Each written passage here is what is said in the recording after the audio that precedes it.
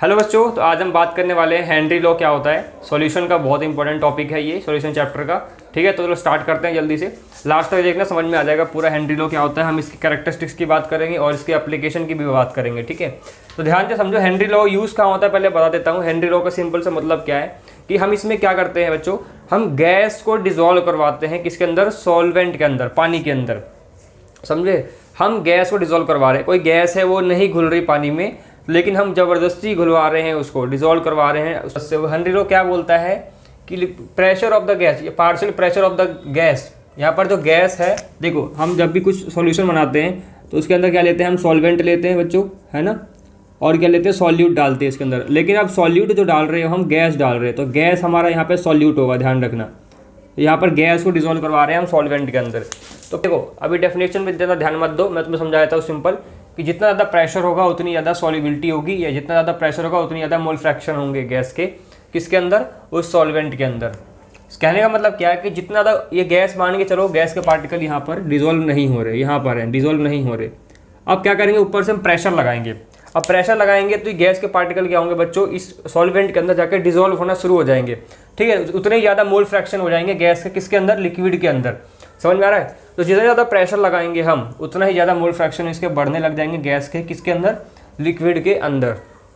यही बोल रहा है कि pressure of the gas directly proportional to the mole fraction of the gas in solution. ठीक है, तो यही बोल रहा है, इट मीन सॉल्युबिलिटी। इसको हम सॉल्युबिलिटी भी बोलते हैं कभी कभार। ठीक है, मोल फ्रैक्शन को हम एज सॉल्युबिलिटी भी समझ सकते हो कि जितनी ज़्यादा प्रेशर लगाओगे, जितना ज़्यादा प्रेशर लगाओगे उतनी ज़्यादा सॉल्युबिलिटी होगी। समझ रहे हो। तो यही तो बोलना चाह रहा है कि जितना ज़्यादा प्रेशर लगाओगे गैस के पार्टिकल के ऊपर उतनी ज़्यादा सॉल्युबल होंगे गैस, किसके अंदर सॉल्युबल होंगे, इस सॉल्वेंट के अंदर, इस पानी के अंदर। ठीक है, तो यहाँ पर देखो समझो, इसका रियल लाइफ एग्जांपल क्या है, सोडा वाटर, या फिर जो हम सोडा वाटर बॉटल, या फिर जो कोल्ड ड्रिंक्स पीते हैं हम लोग। जो कोल्ड ड्रिंक्स में देखा होगा आपने कि जैसे हम उसके ढक्कन को खोलते हैं उसमें फिस ऐसे आवाज़ आती है ना, तो वो आवाज़ जो आती है वो गैस की आवाज़ आती है। उसमें क्या होता है, हाई प्रेशर लगा करके, जब जो फैक्ट्री में बनाते हैं, जब फैक्ट्री में बनाते हैं इसको, तो हाई प्रेशर लगा के कार्बन डाइऑक्साइड को डिजोल्व कर देते हैं, किसके अंदर, उसके अंदर, उस लिक्विड के अंदर जो कोल्ड ड्रिंक आप पीते हो। तो यहाँ पर भी वही है, ये हाई प्रेशर लगा करके अगर हम इसको डिजोल्व करवा देते हैं सॉल्वेंट के अंदर, तो ये किस एप्लीकेशन पे काम करता है, हेनरी लॉ के एप्लीकेशन पे काम करता है। ठीक है, तो यही बोलना चाह रहा है कि partial pressure of the gas in vapour phase is directly proportional to the mole fraction of the gas in solution. जितना ज़्यादा पार्शियल प्रेशर होगा गैस का उतनी ज़्यादा क्या होंगे, मोल फ्रैक्शन होंगे। ठीक है, इसके अंदर, सॉल्यूशन के अंदर। अब ध्यान से देखो इसकी कैरेक्टरिस्टिक्स क्या है। इससे पहले मैं आपको बताता हूँ कि इसका फॉर्मूला क्या हो जाएगा कि partial pressure of the gas directly proportional to the mole fraction of the gas in liquid. तो हम यहाँ पर क्या करेंगे, यहाँ पर जो बी है ये सॉल्यूट को शो कर रहा है, ध्यान रखना। सॉल्यूट क्या है, हमारा गैस है। तो हम अब मोल फ्रैक्शन ऑफ सॉल्यूट की बात कर रहे हैं, मतलब मोल फ्रैक्शन ऑफ गैस की बात करते हैं। तो यहाँ से जो हम पी प्रोपोर्शनलिटी के साइन हटेगा तो क्या आएगा बच्चों, के एच आएगा, और यहाँ पर काई बी, इसको काई बोलते हैं, काई बी। ठीक है, अब यहाँ पर के एच जो होगा हमारा, के एच क्या है बच्चों, के एच क्या है हमारा, हेनरी कांस्टेंट है। क्या बोलते हैं, हेनरीज कांस्टेंट। ठीक है, यहाँ पर के एच की इंपॉर्टेंस पूछ लेते हैं कभी कभार। तो के एच की कुछ इंपॉर्टेंस है, क्या कैरेक्टरिस्टिक्स है, यहाँ पर देख लो। के एच मतलब हेनरी कांस्टेंट, ये फॉर्मूला हो गया आपका, ध्यान रखना, ये फॉर्मूला हो गया आपका किसका, हेनरी लॉ का।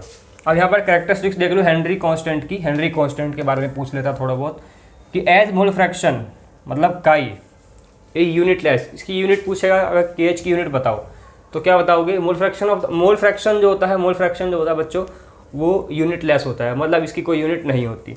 तो मोल फ्रैक्शन यूनिट लेस है, सो unit of K H is, अब मान के चलो हमारे पास ये है फॉर्मूला, P इक्वल्स टू के एच है, अब मोल फ्रैक्शन काई बी है। ये काई बी क्या है, यूनिट लेस है। तो यूनिट लेस है तो इसको हम हटा देते हैं, इसकी कोई यूनिट नहीं है। तो जो प्रेशर का यूनिट होगा वही के एच का यूनिट होगा, है ना। हमें यूनिट के एच की निकालनी है, तो हमको पता है कि काई जो होता है वो यूनिट लेस होता है, यूनिट नहीं होती उसकी कोई भी। तो यहाँ पर जो प्रेशर P होगा, जो प्रेशर का यूनिट होगा वही के एच का यूनिट होगा। तो प्रेशर की यूनिट क्या क्या हो सकती है, प्रेशर को हम ATM में भी मापते हैं, पास्कल में भी मापते हैं, टोर में भी मापते हैं। ठीक है, यहाँ पर लिखा हुआ है, और बार में भी मापते हैं प्रेशर को। तो वही जो इसकी यूनिट होगी वही इसकी यूनिट हो जाएगी। ठीक है, तो ये लिखा हुआ है, mole fraction of chi is unitless, so unit of K H is same as of unit of pressure. जो यूनिट के एच की होगी, जो प्रेशर की यूनिट होगी वही के एच की यूनिट हो जाएगी, जैसे कि बार, टोर, पास्कल और एटीएम। एटीएम मतलब एटमॉस्फेरिक प्रेशर। अब यहाँ पर सेकंड पॉइंट है different gases of different value of KH for the same solvent. एक सेम सॉल्वेंट के लिए, पानी के लिए अगर हम अलग अलग गैसों को ले रहे हैं, ठीक है, कार्बन डाइऑक्साइड, नाइट्रोजन, ऑक्सीजन, इन सभी गैसेस को ले रहे हैं, तो उन सभी की जो KH की वैल्यू होती है वो अलग अलग होती है। आपकी NCERT बुक में भी दे रखा होगा, ठीक है, दे रखा है, आप देख सकते हो। अलग अलग गैसेस के लिए अलग अलग KH की वैल्यू होती है। थर्ड पॉइंट है higher the value of KH of the gas lower will be its solubility. अब यहाँ पे फॉर्मूला हमारा क्या था कि P equals to KH into में काई बी। काई बी के फॉर्मूला यहाँ से काई बी क्या आएगा बच्चों, KH नीचे आ जाएगा तो यहाँ पर आ जाएगा P अपॉन में KH। ये फॉर्मूला आपका एक तरह से है मोल फ्रैक्शन का।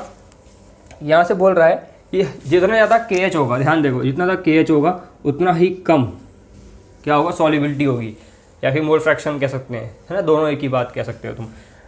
तो यहाँ पर जितना ज़्यादा वैल्यू KH की होगी, KH की वैल्यू जितनी ज़्यादा होगी, सॉल्युबिलिटी उतनी क्या हो जाएगी, कम हो जाएगी, मतलब गैस कम घुलेगी उसके अंदर।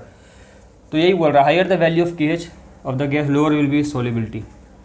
अगर आपको सॉल्युबिलिटी बढ़ानी है तो KH की वैल्यू क्या होनी चाहिए, कम होनी चाहिए, या KH की वैल्यू बढ़ गई सॉल्युबिलिटी कम हो जाएगी। अब इसका ध्यान से देखो, फोर्थ पॉइंट पढ़ोगे तो समझ में आ जाएगा। एज टेम्परेचर इंक्रीज, टेम्परेचर का इफेक्ट पड़ता है, तो टेम्परेचर बढ़ेगा तो KH बढ़ेगा, ध्यान रखना, टेम्परेचर बढ़ेगा तो KH की वैल्यू बढ़ जाएगी। अब KH की वैल्यू बढ़ जाएगी तो सॉल्युबिलिटी क्या हो जाएगी बच्चों, घट जाएगी, मतलब अब गैस डिजोल्व नहीं होगी उसके अंदर, गैस सॉल्युबल नहीं होगी उस सॉल्वेंट के अंदर, उस पानी के अंदर। तो लिखा हुआ है इफ़ KH इंक्रीज, KH बढ़ गया, तो अगर KH बढ़ गया तो सॉल्युबिलिटी क्या हो जाएगी बच्चों, solubility of gas in liquid decrease. तो अगर मान के चलो टेम्परेचर बढ़ता है तो KH भी बढ़ेगा, KH बढ़ेगा तो सॉल्युबिलिटी क्या हो जाएगी, घट जाएगी। तो टेम्परेचर के बढ़ने से क्या हुआ बच्चों, KH बढ़ा, KH के बढ़ने से सॉल्युबिलिटी घट गई। तो मतलब क्या है कि अगर आपको कोई गैस डिज़ोल्व करनी है, कोई गैस डिज़ोल्व करनी है पानी के अंदर, तो क्या करना पड़ेगा, टेम्परेचर को डिज़ोल्व करवानी है, मतलब सॉल्युबिलिटी बढ़ानी है, डिज़ोल्व करवाना है ना, सॉल्युबिलिटी आपको बढ़ानी है। तो सॉल्युबिलिटी बढ़ाने के लिए क्या करना पड़ेगा बच्चों को, KH की वैल्यू कम हो जाएगी, KH की वैल्यू कम, टेम्परेचर भी कम। टेम्परेचर कम करोगे मतलब टेम्परेचर बढ़ रहा है, टेम्परेचर बढ़ रहा है तो सॉल्युबिलिटी क्या हो रही है, घट रही है। अगर आपको सॉल्युबिलिटी को बढ़ानी है तो टेम्परेचर को क्या करना पड़ेगा, कम करना पड़ेगा। तो देखा होगा आपने ध्यान से, ये जो कोल्ड ड्रिंक की बॉटल्स होती है या ठंडी होती है, जब ठंडी तब उसके अंदर गैस पूरी डिज़ोल्व रहती है, लेकिन वही कोल्ड ड्रिंक की बोतल आपको निकाल करके, गैस निकाल के, या फिर आप उसको गर्म कर दो, सारी गैस क्या होगी बच्चों, निकल जाएगी। तो सारी गैस निकल गई मतलब क्या, अब गैस उसके अंदर रही नहीं, गैस डिज़ोल्व रही नहीं उसमें, सारी गैस बाहर निकल चुकी है ना। तो ऐसा क्यों हुआ, क्योंकि हमने टेम्परेचर बढ़ा दिया। टेम्परेचर बढ़ाने से क्या हुआ, सारी गैस बाहर निकल गई, सॉल्युबिलिटी कम हो गई किसकी, गैस की। तो गैस अब सॉल्युबल रहा ही नहीं तो सारी गैस बाहर निकल गई। तो अगर आपको चाहते हो कि गैस उसके अंदर रहे तो आपको क्या करना पड़ेगा, टेम्परेचर को कम करके रखना पड़ेगा, ठीक है। जो कोल्ड ड्रिंक्स की बोतल होती है वहाँ पर भी यही है कि अगर वो गैस को सॉल्युबल करवाना चाहते हैं, मतलब सॉल्युबिलिटी बढ़ाना चाहते हैं, तो क्या करते हैं, वो टेम्परेचर को कम रखते हैं, ठीक है। अगर आप गर्म कोल्ड ड्रिंक पियोगे तो आपको बेकार लगेगी पीने में, है ना। तो गर्म कोल्ड ड्रिंक बेकार क्यों लग रही पीने में, क्योंकि इसके अंदर अब गैस डिज़ोल्व नहीं है, सॉल्युबिलिटी गैस की क्योंकि घट चुकी है। क्योंकि गर्म कोल्ड ड्रिंक है मतलब टेम्परेचर ज़्यादा है, और टेम्परेचर ज़्यादा होगा तो सॉल्युबिलिटी क्या होगी बच्चों, कम होगी, ठीक है। तो यहाँ पर यही बात कर रहा है कि अगर टेम्परेचर बढ़ेगा तो सॉल्युबिलिटी गैस की कम हो जाएगी, कम डिज़ोल्व होगा उसके अंदर वो। यहाँ पे लिखा हुआ भी साफ साफ, more temperature less solubility, low temperature more solubility. अगर सॉल्युबिलिटी बढ़ानी है, गैस को डिज़ोल्व करवाना है, तो टेम्परेचर क्या करना पड़ेगा बच्चों, कम करके रखना पड़ेगा, ठीक है। तो समझ में आ गया होगा, इसको नोट कर लो। फिर इसके बाद हम इसकी हेनरी लॉ की एप्लीकेशन के बारे में बात करेंगे, कहाँ का यूज़ होता है। तो बच्चों कहाँ का यूज़ करते हैं हम हेनरी लॉ को, ध्यान से देखो। To increase the solubility of CO2 in soft drinks and soda water bottle sealed under high pressure. तो क्या करते हैं, देखो वही बताया मैंने पहले भी आपको कि अगर कार्बन डाइऑक्साइड गैस जो डिजोल्व करते हैं कोल्ड ड्रिंक के अंदर, कोल्ड ड्रिंक के अंदर कौन सी गैस होती है, मोस्टली हमेशा ही क्या होती है, कार्बन डाइऑक्साइड गैस होती है। तो कार्बन डाइऑक्साइड गैस को अगर डिजोल्व करना है तो क्या करना पड़ेगा, अब उसको सॉल्युबिलिटी बढ़ानी है। कार्बन डाइऑक्साइड डिजोल्व होना नहीं चाह रहा, लेकिन उसको डिजोल्व करवाना चाह रहे हो आप, क्या ज़बरदस्ती, तो क्या करना पड़ेगा, आपको हाई प्रेशर लगाना पड़ेगा। तो वही तो बताया, जितना ज़्यादा प्रेशर लगाओगे उतनी ज़्यादा सॉल्युबिलिटी बढ़ेगी, उतनी ज़्यादा मोल फ्रैक्शन बढ़ेंगे सॉल्यूट के गैस उसके अंदर, लिक्विड के अंदर। तो वही बोल रहा है सोडा बॉटल के अंदर और सॉफ्ट ड्रिंक्स के अंदर, कोल्ड ड्रिंक्स के अंदर अगर आपको क्या करना है, कार्बन डाइऑक्साइड गैस को डिजोल्व करवाना है तो प्रेशर को क्या करना पड़ेगा, हाई करना पड़ेगा, ठीक है। अब सेकंड पॉइंट है tank use by scuba divers. जो स्कूबा डाइवर्स जो समुद्र के अंदर जाते हैं, देखा होगा एक टैंक पीछे से सिलेंडर छोटा सा लगा होता है उनके पीछे और नाक में सांस लेने के लिए होता है उनके। तो वो जो जाते हैं नीचे तो उनके पास जो एयर का कंपोजिशन होता है वहाँ पर, अब नाइट्रोजन देखो हमारी, अगर नाइट्रोजन और ऑक्सीजन को थोड़ा सा बढ़ा देते हैं, नाइट्रोजन को कम कर देते हैं और उसकी जगह पर क्या मिला देते हैं, हीलियम मिला देते हैं। क्यों मिलाते हैं? ताकि नाइट्रोजन, ऑक्सीजन तो हमारे ब्लड में डिजोल्व होती है लेकिन नाइट्रोजन डिजोल्व ना हो जाए हमारे ब्लड के अंदर। क्यों? क्योंकि जब हम नीचे जा रहे हैं पानी के अंदर, पानी में जा रहे हैं, ओशन में जा रहे हैं, तो वहाँ पर प्रेशर क्या है बच्चों, बहुत ज़्यादा क्या है बच्चों, प्रेशर हाई है। अब हाई प्रेशर होगा तो सॉल्युबिलिटी क्या होगी बच्चों, बढ़ेगी, है ना। तो ज़्यादा प्रेशर होगा तो सॉल्युबिलिटी बढ़ जाएगी और सॉल्युबिलिटी बढ़ेगी मतलब नाइट्रोजन भी डिजोल्व होना शुरू हो जाएगा। कहाँ पे? हमारे ब्लड के अंदर। अब ऑक्सीजन तो होगा वही होगा, उससे कोई दिक्कत नहीं है, लेकिन नाइट्रोजन भी डिजोल्व होना शुरू हो जाएगा हमारे ब्लड के अंदर क्योंकि हाई प्रेशर लग रहा है, सॉल्युबिलिटी बढ़ेगी, तो इसकी सॉल्युबिलिटी भी बढ़ेगी फिर नाइट्रोजन गैस की। तो उससे क्या होगा, दिक्कत आ जाएगी हमारे शरीर के अंदर कि नाइट्रोजन डिजोल्व नहीं होना चाहिए। तो इसीलिए क्या करते हैं, ये डिजोल्व ना हो इसकी सॉल्युबिलिटी को क्या कर देते हैं बच्चों, और बढ़ाने के लिए क्या कर देते हैं, सॉरी सॉल्युबिलिटी को घटाने के लिए क्या कर देते हैं, इसके अंदर क्या करते हैं 11.7% हीलियम मिला देते हैं। ठीक है, ताकि क्या हो सके, डाइल्यूट कर देते हैं, लिखा हुआ है डाइल्यूटेड विद हीलियम। ठीक है, ताकि हमारे ब्लड के अंदर डिजोल्व सॉल्युबल ना हो पाए। ठीक है, तो इसलिए हम क्या करते हैं, इसका यूज़ करते हैं, इसकी सॉल्युबिलिटी को घटा देते हैं हम, इसके अंदर हम मिला देते हैं हीलियम। इसके बाद है third point, eight high altitude. अब देखो, अब नीचे जा रहे हैं तो प्रेशर क्या हो रहा है, बढ़ रहा है, लेकिन जब पहाड़ों पे जा रहे हो, है ना, एट हिल्स, पहाड़ों पे जा रहे हो, माउंटेन्स पे जा रहे हो, तो प्रेशर क्या हो जाएगा, कम हो जाएगा। अब प्रेशर कम हो जाएगा तो सॉल्युबिलिटी कम हो जाएगी।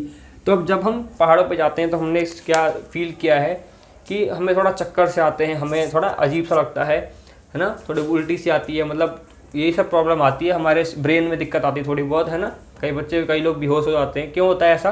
क्योंकि उनके माइंड तक जो होता है, ब्रेन तक या हार्ट तक अच्छे से ऑक्सीजन लेवल नहीं पहुंच पाता, ब्लड अच्छे से नहीं पहुंच पाता। ठीक है, ऐसा क्यों होता है? क्योंकि ऊपर जाते हैं तो प्रेशर क्या हो गया, कम हो गया। प्रेशर कम हो गया बच्चों तो सॉल्युबिलिटी भी कम हो गई, है ना।